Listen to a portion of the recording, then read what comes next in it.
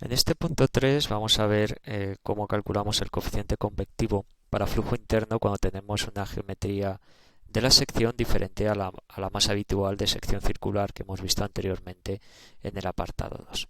Así que vamos a ver qué ocurre con otras geometrías. Como indica en color rojo destacado, siempre que no dispongamos de una correlación específica para esa geometría, es decir, si en alguna referencia bibliográfica encontramos una correlación obtenida específicamente para la misma geometría que nosotros estamos utilizando, siempre será más precisa que la aproximación que vamos a utilizar nosotros, que es la aproximación del diámetro hidráulico. Siempre que no se disponga de una correlación específica, se puede utilizar la aproximación del diámetro hidráulico, que se define como 4 veces el área transversal de la sección dividido por el perímetro mojado. Y lo que hacemos es utilizar las correlaciones para conductos de sección circular que hemos visto anteriormente, pero utilizando como longitud característica en el número de Reynolds y en el número de Nusselt el diámetro hidráulico de la sección. Diámetro hidráulico, por otro lado, que si lo calculo para un conducto de sección circular sería 4 por el área transversal, sería pi cuartos por el diámetro al cuadrado, y el perímetro del círculo sería pi por d, con lo cual vemos que el diámetro hidráulico para un conducto de sección circular coincide con su diámetro. La precisión de esta aproximación es buena, es aceptable siempre que trabajemos en flujo turbulento. En flujo laminar, como las condiciones de contorno influyen mucho y el perfil de temperatura se ve muy afectado por cómo es la geometría de esa sección, hay que intentar buscar correlaciones específicas para esa geometría, dado que esta aproximación del diámetro hidráulico en flujo laminar no funciona bien. Pero en flujo turbulento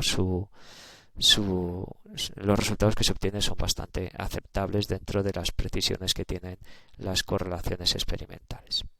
A continuación vamos a ver algunas correlaciones laminares para algún tipo de sección habitual, como puede ser, por ejemplo, un conducto de sección rectangular, donde se define la relación de aspecto de la sección R, L máximo dividida por L mínimo. Es decir, estamos suponiendo que tengo conductos de este tipo rectangulares, donde esta longitud sería la longitud L máxima y esta otra longitud sería la longitud L mínima. De tal manera que R pues tiene que ser siempre mayor o igual a 1. Sería 1 en el caso límite del cuadrado. Este tipo de conductos rectangulares, por ejemplo, se utilizan mucho en conductos de aire acondicionado. Si calculamos el diámetro hidráulico de esta sección, sería 4 veces el área transversal, sería la sección del rectángulo, L máximo multiplicado por L mínimo, y si cálculo dividimos por el perímetro, pues sería 2 veces la longitud L máximo más la longitud L mínima. Ese sería nuestro diámetro hidráulico para esa sección. Y las correlaciones que podemos utilizar en flujo laminar para una sección rectangular de este tipo, basadas en el diámetro hidráulico como longitud característica, ahí tenemos a d sub h, son las que aparecen aquí. La de la parte de arriba para temperatura de superficie constante, la de la parte de abajo para un flujo de calor constante. Vemos que dependen de ese parámetro geométrico R, que introduciéndolo para una relación del aspecto R determinada, vemos que tiene de nuevo un valor determinado constante. ¿Vale? Correlaciones válidas para flujo laminar.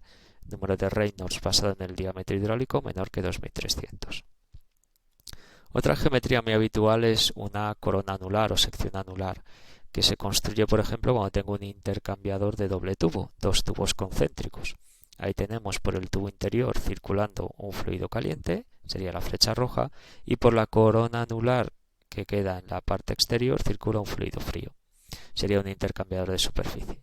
Bien, vamos a ver qué correlación podemos utilizar para calcular el coeficiente convectivo en la corona anular, por donde va circulando el fluido frío. Ahí el diámetro hidráulico, si lo calculamos de nuevo, como 4 veces el área transversal de acuerdo a las cotas que tenemos en la figura sería pi cuartos por el diámetro de sub i al cuadrado menos el diámetro de sub 0 al cuadrado. Y el perímetro mojado, perímetro que moja el fluido frío, sería pi por d sub i mayúscula más D sub O minúscula, donde el 4 y el 4 se anulan, pi y pi. La diferencia de cuadrados que tengo en el numerador la puedo escribir como una suma por diferencia, de esta manera, y el denominador me queda igual, de tal manera que la suma del numerador y del denominador se anulan y me queda que el diámetro hidráulico para una corona anular pues es igual a la diferencia de diámetros. Bien, con ese diámetro hidráulico, la correlación que podemos utilizar pues sería la que aparece aquí, la que conocemos de 3,66 más un factor corrector que dependen del diámetro interior y exterior de la corona anular que queda por la parte exterior. Correlaciones de nuevo válidas para números de Reynolds por debajo de 2300, siempre en flujo laminar. En flujo turbulento, en principio, aplicaremos la aproximación de utilizar el diámetro hidráulico como longitud característica junto con la correlación de Petukov, que es la que vimos para flujo turbulento en conductos de sección circular.